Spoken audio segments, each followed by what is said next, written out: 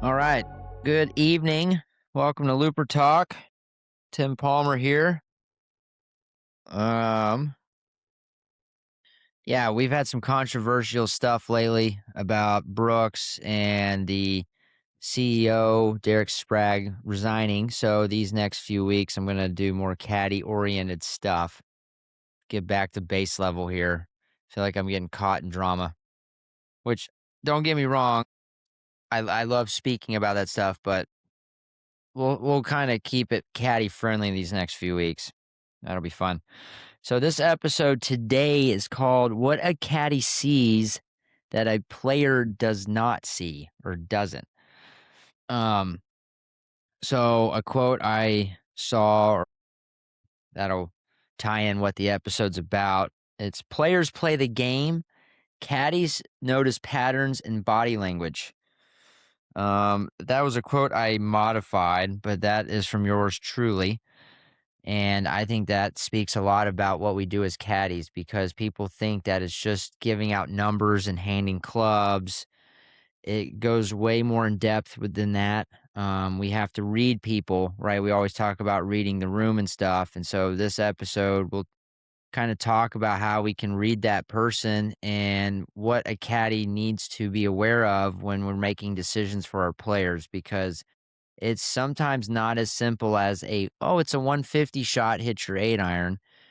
There's a lot of other things that could go to it, and there's a lot of things that can lead up to that decision that aren't really even about the shot. It could be something completely off topic or not even related to golf. So um, I think I'm going to split it into 5 parts today, and we'll kind of talk about each part and what that has to do with the episode.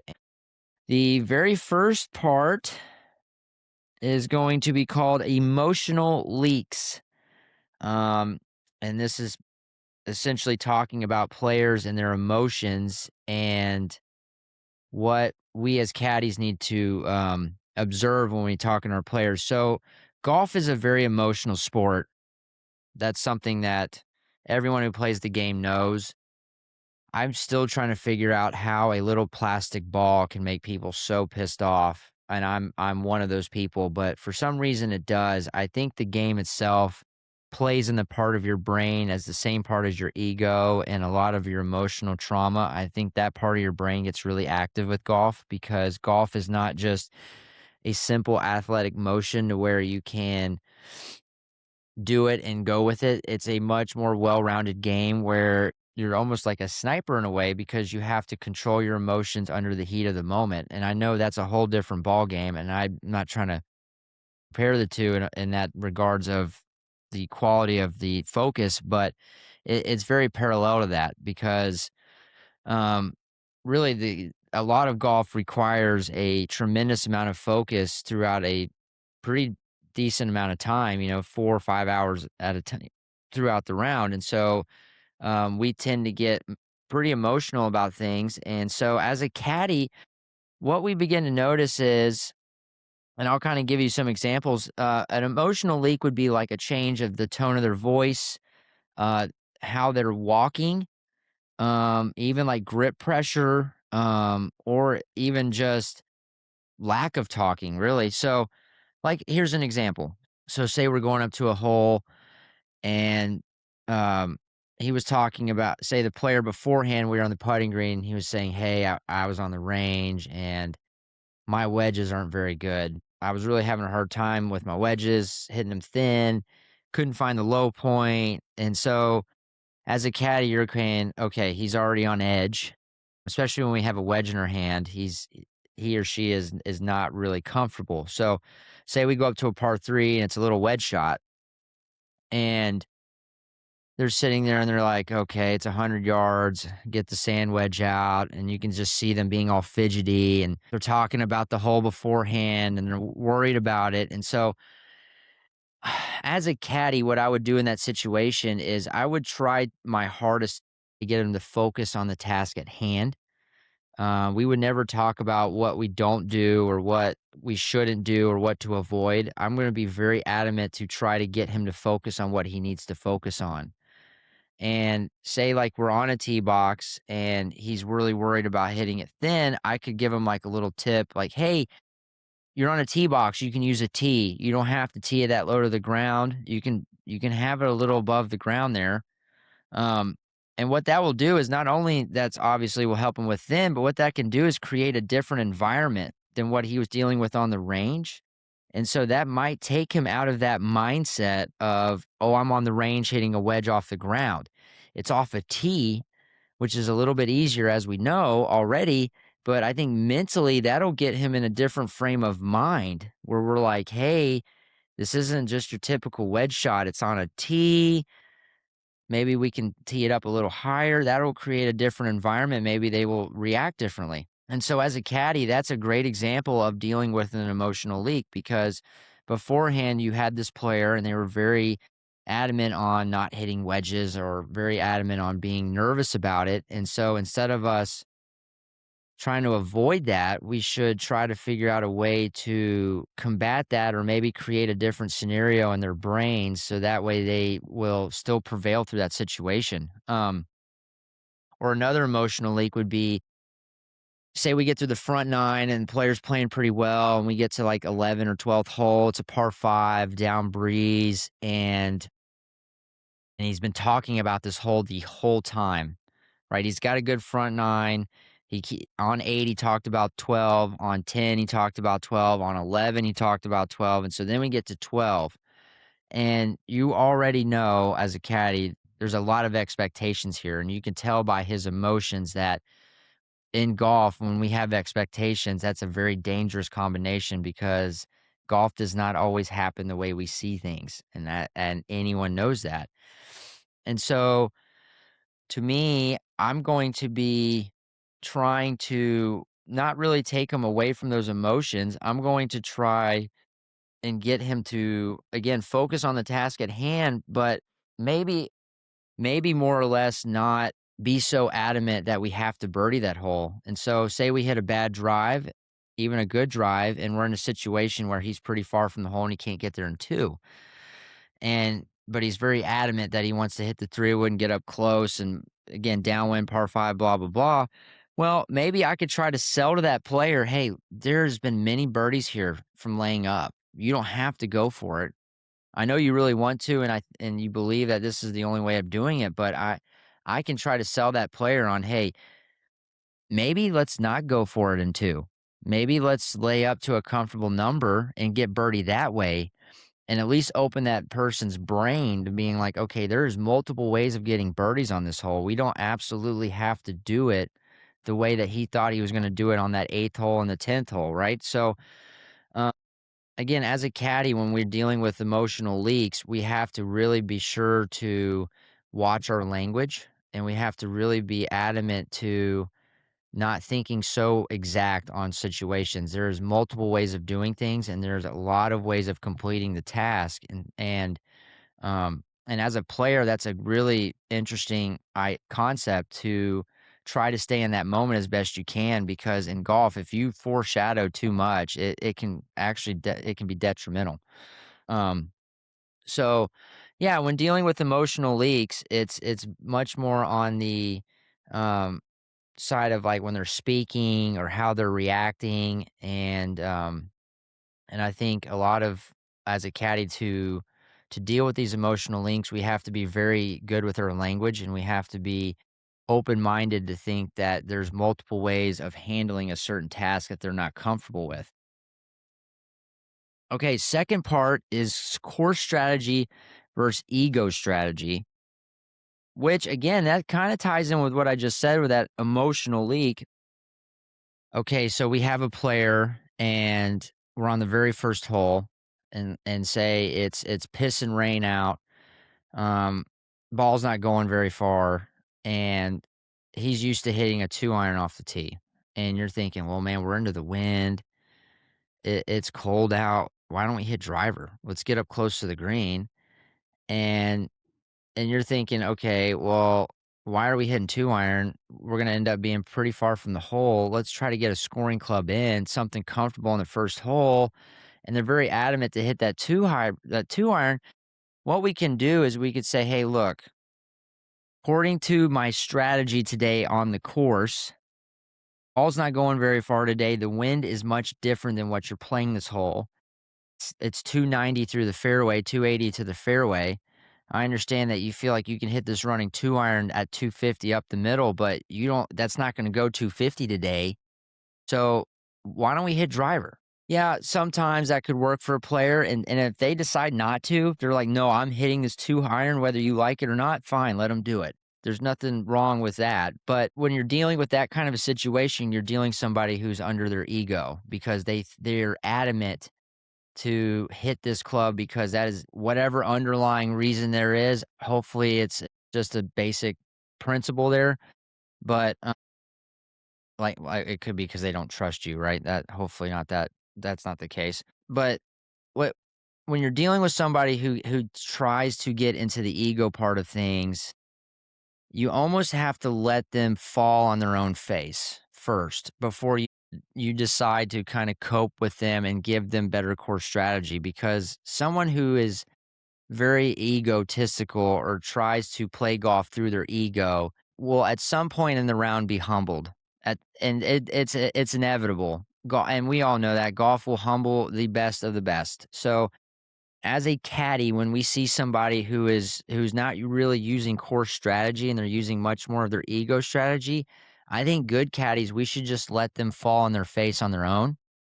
There's no reason to fight that because they're playing their game. You're there to help them out. And if somebody doesn't want help, don't help them. Be what they're asking you to be. Right. And that's another thing about a caddy is we have to be kind of like a chameleon in a way where we have to morph, we have to mirror these people's personalities.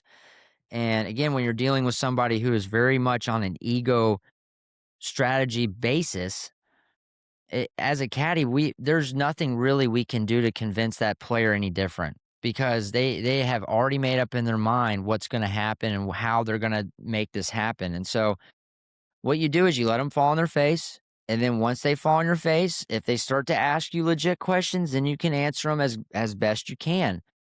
But to sit there and force an issue because the caddy thinks that they're right because they understand the core strategy, well, you're going to create a disconnect with your player. And when you create that disconnect, then things get even worse. And there's no point in creating that, right? So I think for a really good caddy, what they will do is they will just kind of stand to the side, let them do their thing. I mean, they're the ones hitting the ball. They're the ones that know their game better than anybody else. And for us to stand in the way of that, that would be ridiculous. There's no need for that. Let them fall on their face. Then they'll slowly come to you and start to ask you, okay, how can we start to play better? What can I do to start scoring better, right? And then you can start to chime in and then you can start to let things develop. But in order for that to happen, when you're dealing with somebody who's more on the ego side instead of the course side, you have to just let it go. And it sometimes is really annoying for a caddy because you'll see them, they'll be like 170 yards out and they're like, oh, watch this. I'm going to hit a 9-iron. And you're like, my God, dude, it's way uphill. I know it's downwind, but it's already 10 yards uphill, and you think you can hit a 9-iron like 180? Oh, brother, it's fine. And then they hit it pretty good, or they'll hit it thin because they know deep down they have to absolutely smoke it, right? And then it turns into a huge mess that way. Fine. Let it be a mess, caddies. There's no need to force that, right? There's just no need. And God bless the people who really believe in themselves that way. I admire it. But golf is such a humbling game that at some point you have to realize the reality of the situation and just let things go. And as a caddy, we can't do that for our players. The players have to do that on their own. Um, and I think as a resort caddy, we deal with this a lot because we have players coming from their home course and they come visit us, and so they have these expectations on how they're supposed to play. But at our facility, it's so different. The lies are tight, the wind's heavy, the ball doesn't go as far, the depth perception's weird. So we almost deal with this quite frequently, and so at least for me, what I found is best if you just let them fall. They'll slowly come crawling to you asking for advice, and once they start doing that, then you can start to participate in more of that core strategy with them. But Yeah, players that come from a big ego side, you have to just let it be. And that's really it for that one. Okay, so the third part is called body language. Um, and this kind of ties in with the first one with emotional leaks. Body language is amazing to me because as a caddy, sometimes the nervous ticks, the twitches, the fast pace, we won't see that for maybe even a couple rounds. If a player is really able to camouflage that, sometimes we can pick it up within 3 holes. But usually, like a typical body language situation would be, okay, I'm playing bad, so I started walking much faster up to my ball. I'm gripping the club tighter. My hands are getting white. Say for me, like my left foot starts to bounce, and the more I get nervous or the more I feel like I need to perform, my left foot will start to bounce before I hit. So I think this is a very subjective deal because everyone has their different comfort comfort motor pathways within themselves that they don't know that they have that, but it's been developed throughout their entire life. And so it's so ingrained in their bodies that they don't even realize that they're doing this. But as a caddy, we can see that because we see them as who they are, and then when they get under stress, they change, and we can see that change. And so I think it's kind of the same deal when you start to see players start to change their body language. We have to kind of observe that and maybe see what we can do. This would be a good example. We'll say that same par 5 situation, right? We're going in 12, say he hits a good drive and it's right down the middle. He's playing a good round. It's a downwind par 5. He's 235 out and he usually hits his 3 hybrid 240. And it's a back flag, so maybe at like 245 pin, 235 middle, and he's thinking, "Okay, I'm just going to rip a 3 wood." Or excuse me, I'm just gonna rip 3 hybrid and see what happens, and you're like, "Oh, man, dude, you are so jacked." I mean, you practically ran to your ball. I couldn't even catch up to you, and you're sitting here thinking, "Oh, man, I'm just gonna hit 3 hybrid," and you're juiced up, you're playing well, and say short and right's fine or whatever, and so you're sitting there like, "Okay, why don't we hit 4 iron?" And so what we're seeing as caddies is we know he's jacked on adrenaline. We can tell that by his body language, by how fast he moved, even by some of his movements within the group, how uppity he is. Maybe he's smiling a lot, right? So you know he's super jacked and he's ready to go. And so as a caddy, when we see that kind of situation, I'm going to try to sell him on it playing downhill or something. I'm going to do something to where it'll make him hit 4 iron and convince him to hit 4 iron because we both know that if he hits that 3 hybrid and he's jacked and it carries that 235, 240, we're bouncing over the green. Um, and so as it because of his body language and the things that it changed throughout that hole, that as a caddy, we need to one, observe that, and two, now we have a situation where we're going to have to adjust. And that adjustment might be selling this player on something that's slightly true, not fully true. But what that can do is that'll still create that positive result at the end. And that's why caddies, it's so funny because we're almost like therapists in a way, or psychologists. We're having to observe people, their behavioral patterns, and how they adjust during these moments of pressure. And it's just sometimes it can get very, very intense, or it could get too relaxed. And so you have to find this middle ground that sometimes is so hard to find that we have to sell things that aren't necessarily true, or we have to tell players things that might not be fully true, but we're trying to get them in a frame of mind that will convince them to perform or to hit this club or do what we're asking because of underlying stuff like body language. And I think as a caddy, that those are what your really good caddies will do, is not only are they playing the course, they can observe their player and they know when something is proper, when something is not, especially through body language. Um, I deal with that a lot at work. It's funny how people would be like, "Man, why'd I hit that bad?" And you're like, "Well, dude, you were sloughing down the whole time. You were so mad about the hole before. I don't even think you could just tell by the way your shoulders are. You have no pep in your step. You triple bogeyed a hole, and now you're up on the tee box, and you expect to hit a good one. You're still at the last hole. You can just tell by the way you're looking at things and the way you're not conversing with your buddies right now. So you can't expect them to hit a good shot. Yeah, it becomes almost like a psychology deal in a way where we have to really read between the lines and try to figure out how to handle this player's emotion and body language in a way to where we can get them to perform at that moment the best they can. Um, yeah, that's always fun. And so this is an important one. Um, to me, this is called underlying situations or underlying stuff. And so say you get a group and you've had them for a while and a guy shows up and he says, "Hey, my dad passed away. He passed away a couple weeks ago."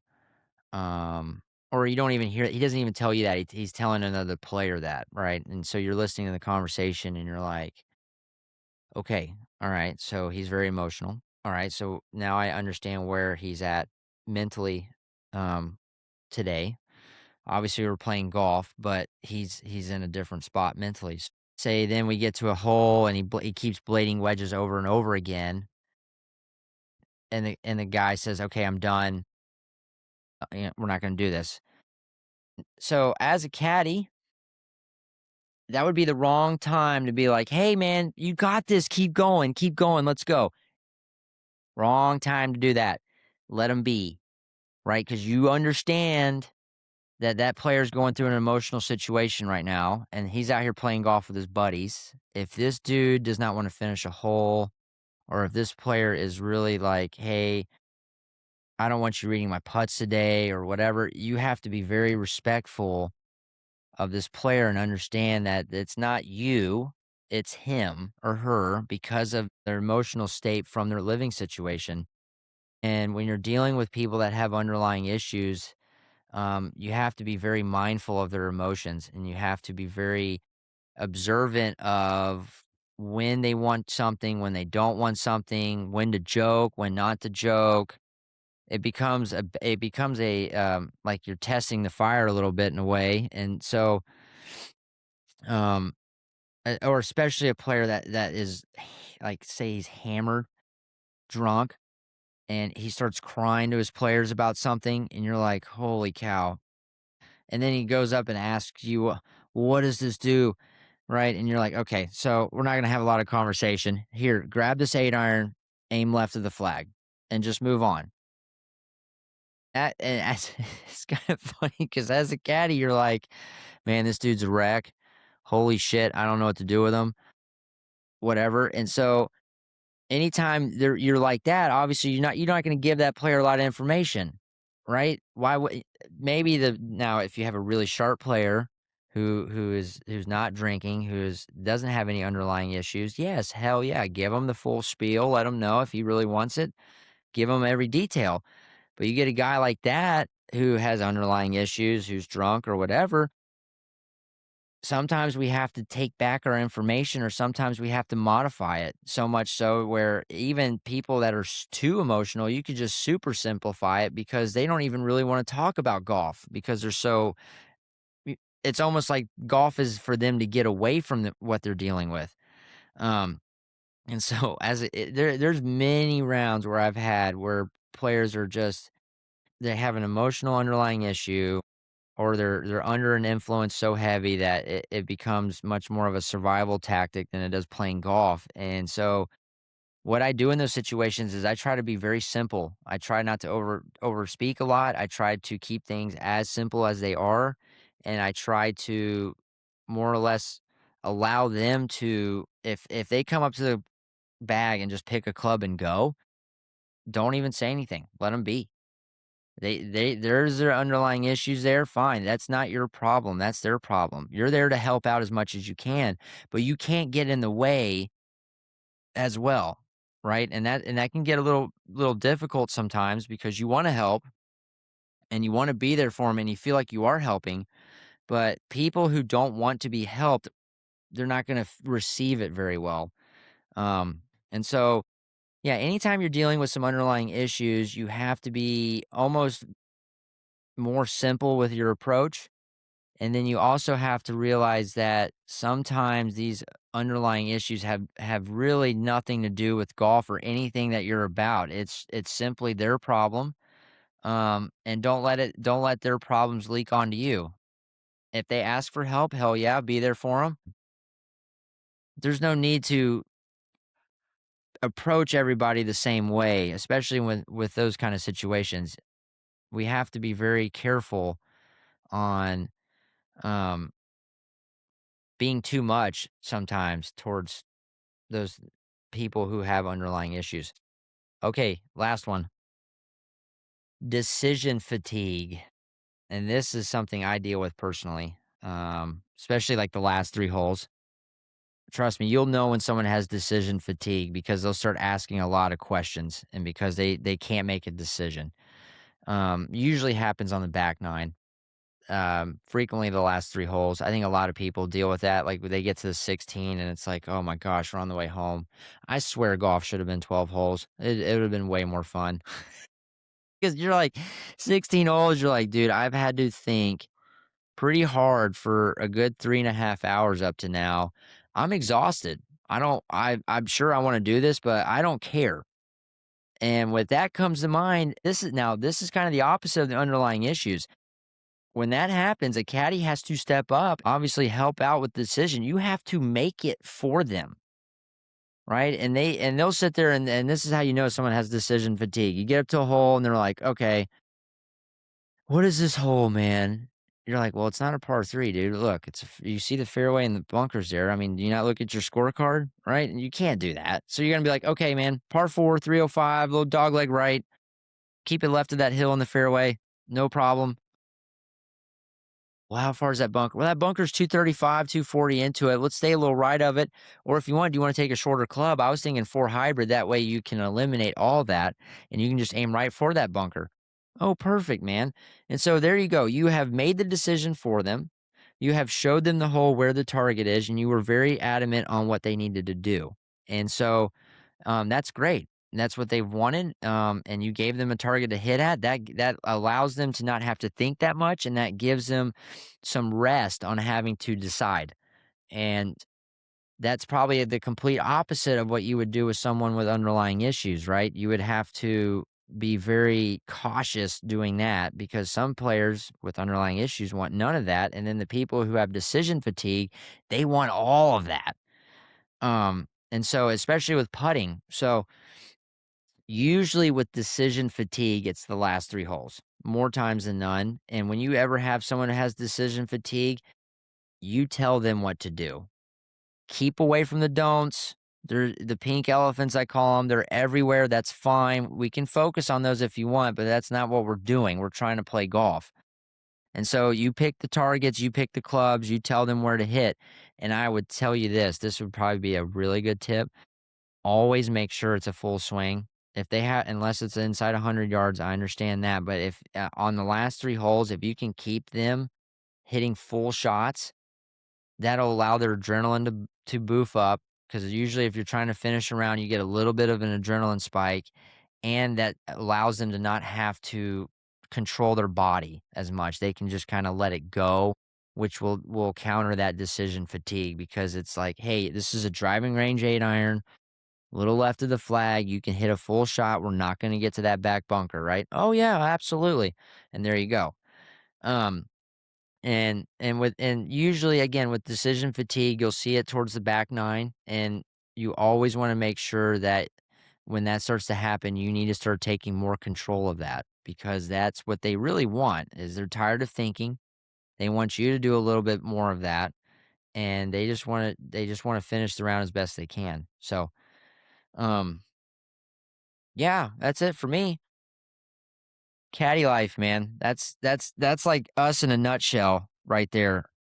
Almost every day I work, I'm having to morph my ideas. I'm having to adjust what I say. I'm having to read this player beyond the golf course to figure out how we can get this player to um, play their best golf, and it's not just strictly physical. There's a lot of mental that goes into it, and a really, really good caddy will learn their player and will not even let them know that they're having these nervous tics. You just know they have it, and you know what to say and how to say it, and you know where or what that information needs to be in those moments, because caddies don't, or players don't care really about how much you know or what that is. All they want to know is how they can perform in that moment. And so, um, yeah, good caddy. We really have to hold a lot of hats there, or put on a lot of hats there. It's not just knowing the course. There's a lot more that goes into it. So, but yeah, thank you for listening. Again, these next few weeks we're gonna be a little less controversial. We're gonna keep it a little tit for tat, caddy shit. Um, I know Josh is happy. He's a good buddy of mine. He's been adamant telling me.